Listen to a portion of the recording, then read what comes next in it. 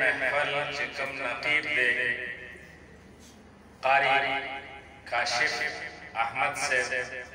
هغه ته درخواست کوم چې د هغه د ختم نه مخکې هغه راشي او ما شروع کړي او دعوت کړی و ستاسو وړاندې چې دې خاندان ته الله خوشلحاني او بهترین تلاوت او قرات دا د دې یو خانداني خصوصیت دی نو زه وایم زما خواهش ده چې تاسو په خپله دا وورئ او وګورئ او په خپله فیصله وکړئ چې یقینا د در مختار صاحب رحمه الله خاندان له الله دا خصوصیت ورکړی دی نو زه درخواست کوم دغه معشوق حافظ قاری ته قاری کاشف احمد صاحب ته چې هغه راشي او ستاسو وړاندې مختصر تلاوت وکړي راشي کاشف صاحب أعوذ بالله من الشيطان الرجيم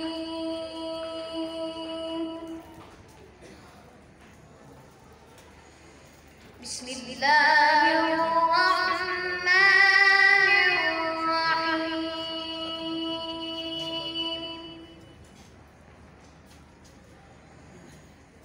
ما